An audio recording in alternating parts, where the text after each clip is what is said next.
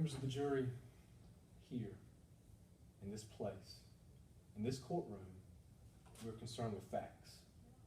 We're concerned with evidence. We're concerned with testimony.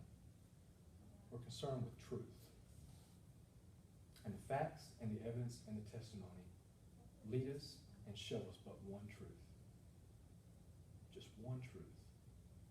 And the truth is, members of the jury, that that man, the defendant, Philip Morris, with malice in his heart and greed in his eyes, took his gun and shot his wife, Sarah Morris, in the head.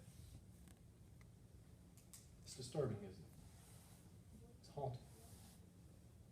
In fact, it may even be easier to believe that Sarah Morris actually did take her own life. Maybe that's not as tough a pill to swallow as the thought of a man who proclaims to have loved his wife so much, killing her. But in this place, in this courtroom, we're not concerned with what's easier. We're concerned with truth. And the truth is, members of the jury, that it was that man's greed, it was that man's malice that led him to pick up his gun, kill his wife, and today you must find him guilty. Now, members of the jury, you've done an admirable job thus far, but it's not yet over. I appreciate your attentiveness, but your job's not done. When I finish my closing argument and the defense finishes theirs, His Honor will instruct you on the law, and it will be your job to take the facts and the testimony and the evidence that you've heard today and seen today, and you'll apply all that to the law, and you will come to a conclusion about that man's guilt. Now, my partner and co-counsel, Mr. Derrick, got up here before you today and told you that we as a state have the burden of proof. He's exactly right. We had to prove to you two things. One, we had to prove to you that the defendant actually killed his wife. The second thing we had to prove to you that he did it with malice. And malice essentially means that he did it without justification. And we had to prove both of these things to you beyond a reasonable doubt, to the satisfaction of your common sense and your reason. Common sense and reason. Members of the jury, I submit to you that common sense and reason lead us to but one conclusion, just one truth.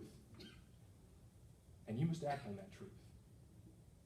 You must act on that truth and find that man, the defendant, guilty of murder. As I said before, it's the facts and it's the evidence that lead us to this truth. So let's go through what we've heard today. Our first witness was Detective Cochran. Detective Cochran investigated the crime scene, and she found physical evidence that suggests that this wasn't suicide. And before I go through it, let me remind you that the defense had no burden to prove anything today. They're right. They don't have to prove to you a single thing. But when they decide to put on a case, you have to hold them to what they say. So they said that Sarah Morris killed herself, and now we have to go to the facts and to the evidence to see if that is borne out. What did Detective Cochran tell you? She said this couldn't have been a suicide. Why? Well, first of all, because of the exit wound, or the lack thereof. Now, an entrance wound is where a bullet goes in, and when a bullet goes in from a close range, such as a suicide, it creates an exit wound. Was there an exit wound in this case? Detective Cochran says no. The autopsy report says no. There's no exit wound. So what does this suggest to us? What conclusion does this lead us to? It shows us that Sarah Morris was shot from a distance, not up close like the defendant says. Then we have the issue of fingerprints. Fingerprints found on this gun right here. The defendant told you it was his gun. It is his gun. And this is the same gun that was used to kill Sarah Morris. Detective Cochran got up here and told you the defendant's right thumbprint was found right here on the left side behind the cylinder. Detective Cochran also told you that that's exactly where a right-handed person will place his hand in preparation to fire this gun. What does this tell us? Members of the jury, it tells us that the defendant held the gun and pulled the trigger, killing his own wife. Now, what about the lack of stippling?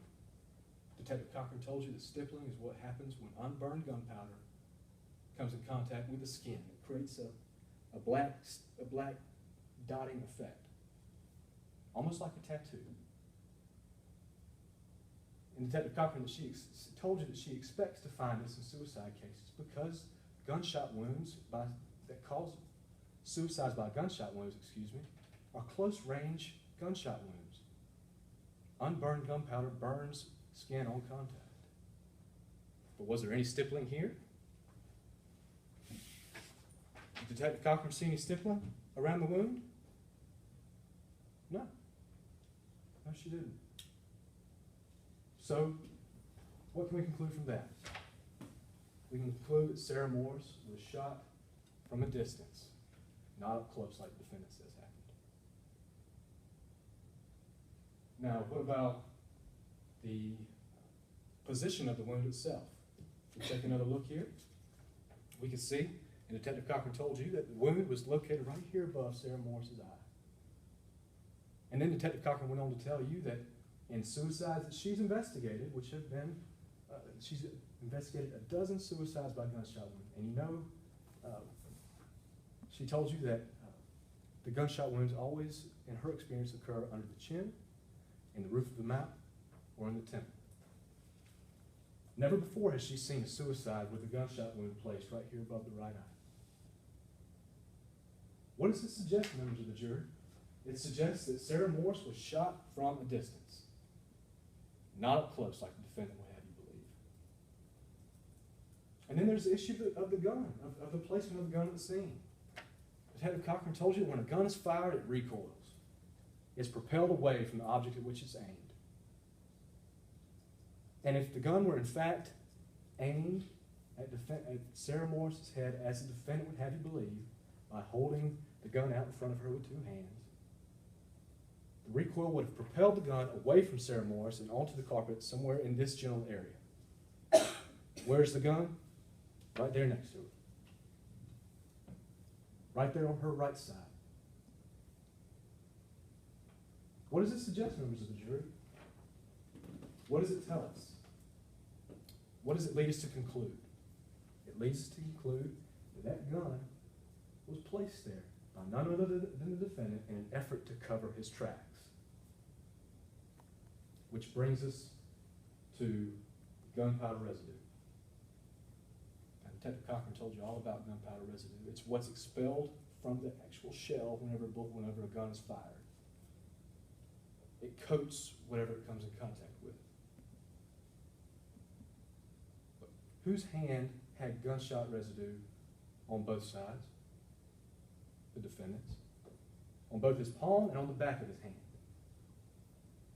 Now, if I had a cloud of gunpowder and I stuck my hand into it, or if I fired a gun and a cloud of gunpowder came out, it would envelop my entire hand. And then if I took that same gun and put it in somebody's hand after the fact, after it was fired, where would it leave gunpowder residue? Just on the palm. Exactly where gunpowder residue was found on Sarah Morris. What can we conclude from this? We can conclude that the defendant put the gun, first of all, he fired the weapon, killing his wife, and then he placed it in her hand in an effort to cover his tracks. Members of the jury, this was not a suicide. This was a cold-blooded murder. So who had the most to gain? Who had the most to gain from Sarah Morris dying? Who's the sole beneficiary under her will? Who's now worth $10 million? That man, the defendant. Who had a crazy wife at home? Who had a crazy wife that he just couldn't take anymore? The defendant. And with one well-placed bullet. The defendant took care of two of his most burning problems. Crazy wife at home, and he then, with that same bullet, took care of all of his money troubles. Money's not tight anymore, and he almost got away with it. Nobody else could testify to the fact that, or testify against him. Nobody could contradict what he says. There was nobody else there to witness it. Nobody there to witness what happened that night of May 28, 2015. And the defendant counted on this. But you know what he didn't count on? He didn't count on the facts. He didn't count on the evidence present at the crime scene. And what do those facts, what does that evidence tell us happened on May 28, 2015? They tell us this here. They tell us that the defendant came home at 8 o'clock at night, found his wife in bed, woke her up. They got into an argument because she told him that he was leaving. That she was leaving. She was packing up and getting out of there. She was taking her money, she was taking her time, she was taking everything that she had, and she was leaving him in the dust. And you know who didn't like that? That man right there. Now, he tried to tell you that his control of her depression was slipping away from his grasp. The only thing slipping away, members of the jury, was $10 million. He was about to walk out of that door and he was never going to see it again. So what did he do? He went over to his locked desk where he kept this gun right here. He pulled it out of the desk, and with greed in his eyes, and malice in his heart, pointed that gun at his wife and pulled the trigger.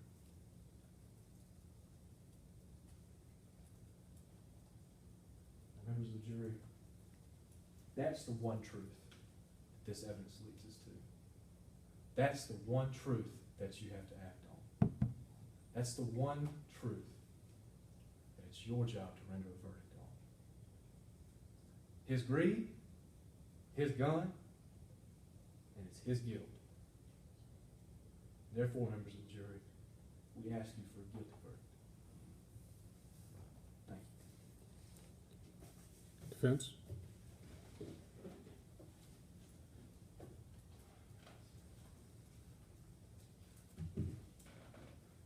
Members of the jury, now that you've heard all the facts of this case, it is clear that it is about depression, alcoholism, and the suicide of Sarah Morris. Sarah Morris was severely depressed after the passing of her parents, and she tried to self-medicate with alcohol. This mix of alcoholism and deep depression led to her ending her life by committing suicide on the night of May 28, 2015. Now let's talk about that night, May 28th. And the tragic suicide. Philip's testimony is in agreement with Mrs. Weeks' testimony for much of the night. We know Philip arrived home, found Sarah drunk and passed out. We then know that an argument ensued, in which Philip actually stopped Sarah from her initial attempt at suicide with the gun that night.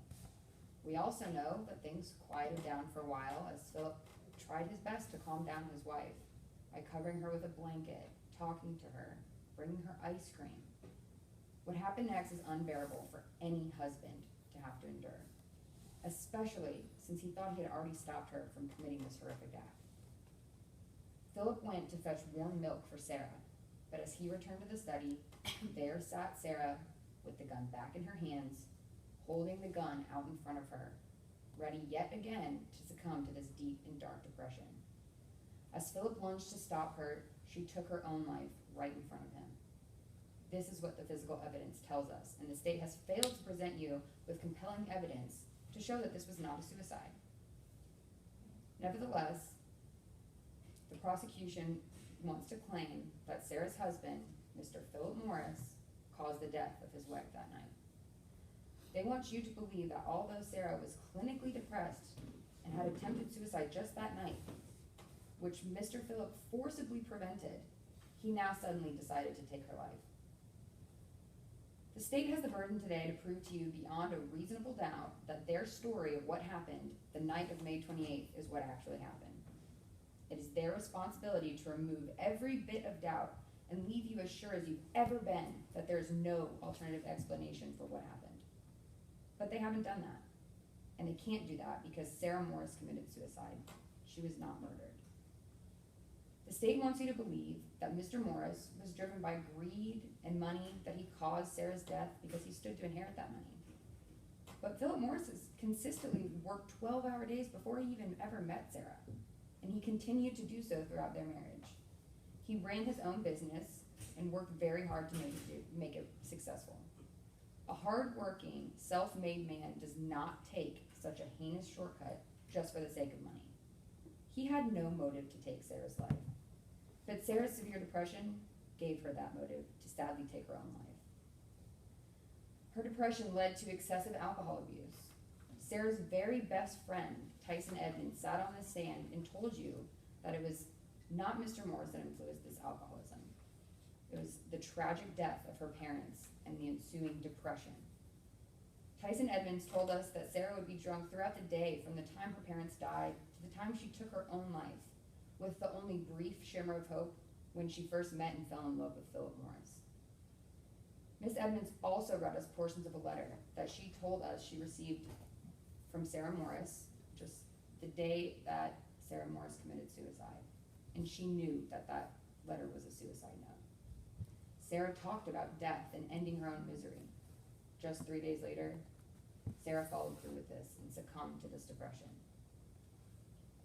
Because the facts of this case don't match with the state's story, they tried to turn your attention to forensic evidence. They want you to ignore Sarah's history and instead focus on this so-called evidence. But even putting this evidence all together, one cannot conclude that a murder occurred. Detective Cochran and the prosecution have chosen to pin Sarah's tragic death on her husband. The fingerprints of both Sarah and Philip were indeed found on the gun that night. Philip has said from day one that he took the gun from Miss Morris earlier that night to stop her initial attempt. Of course, his fingerprints would be on the gun. Someone's fingerprints on their own gun does not lead to a conclusion that this person is a murderer. Detective Cochran also told us that gunshot residue was found on both Sarah and Philip. Again, not so surprising, Sarah had the gun in both of her hands and pulled the trigger, which put that gunshot residue on her hands. Philip testified to us that he lunged at her in an attempt to stop her. Detective Cochran told us that this gunshot residue can be transferred from one surface to another. If Philip is lunging to try and save his wife, the gunshot residue may transfer to his hands as well. And then we turn to the lack of stippling and exit wound. This doesn't lead to a conclusion of murder either. Philip told us she held her hands out in front of her and pulled the trigger. Detective Cochran had never seen a suicide like this. The state even admits that. She's only seen 12, and they all happen differently.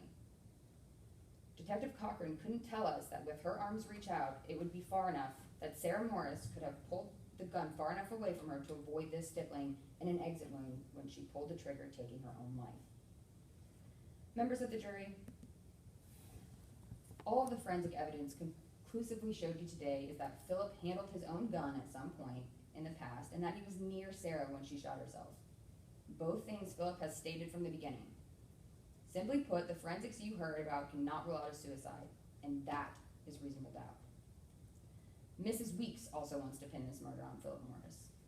And it's important to remember that some of the first words out of her mouth in regards to this case were about hating Philip Morris. She didn't like him from the beginning, regardless of how Sarah and Philip conducted their relationship. She constantly jumped to conclusion and exaggerated what she observed. She even resorted to name-calling, referring to Philip Morris as an SOB. Sarah Morris's own best friend since second grade, though, testified otherwise. And more importantly, she testified on behalf of Philip. The person who knows her best and cared deeply for her is willing to come forward and admit that Sarah was depressed, admit that Sarah was an alcoholic, and admit that Sarah was indeed suicidal. Sarah sent Tyson that disturbing letter that we were shown today. And she wants the entire court to know how she perceived that letter as well. Why? Because she doesn't want an innocent man to go to prison for murder that he did not commit. As I told you earlier, the prosecution bears the burden of proving beyond a reasonable doubt that Philip Morris committed the act of murder and ended Sarah Morris's life. In order to meet that burden, the highest burden, they have to show you that there was no other reasonable alternative or explanation for how Sarah died. The law states that to be convicted of murder, the defendant must unlawfully and intentionally take the life of another with malice. They did not satisfy that burden today. They told you a story, and that's all it was, about fingerprints and gunshot residue and gun placement, and of Philip Morris becoming greedy and having a motive of money. But this story is just what fits their agenda. This story is just that. It is not what happened on the night of May 28th, 2015, and we have presented a case which shows the explanation for each of their accusations. Members of the jury, they have failed to rule out the reasonable possibility that Sarah tragically took her own life that night, and that, again, is reasonable doubt. The prosecution wants to undermine Sarah's severe depression. They want you to discount all the signs that point to suicide just to be able to put blame on someone today, and that person is Mr. Philip Morris. Today, we don't want you to put these realities aside as the prosecution did. We want you to see that Mrs. Morris was a very troubled individual, severely depressed, who sadly turned to alcohol and eventually suicide. A tragic story indeed, but we ask you to properly serve justice for Mrs. Morris today and find her husband, Mr. Philip Morris, not guilty. Thank you. Any rebuttal from Yes, Your the Honor. state? Yes, Your Honor. The defense made much of things that we know. She told you that the defendant said that he covered Sarah with a blanket, and he got her warm milk, and he did all these things, but who is the only person that is able to say that? The same person that had everything to gain with Sarah dying, and the same person with everything to lose today. And the defense also says that Philip didn't have any motive. What motive? He didn't have any reason to kill his wife. Members of the jury, I can see right here 10 million reasons why Philip Morris, the defendant, would kill his wife. It's all right here. It's all right here. Let the evidence speak for itself. We're not trying to pin murder on the defendant. We're not trying to pin anything on him. It's the evidence that does that. It's the facts. Members of the jury, that's the one truth.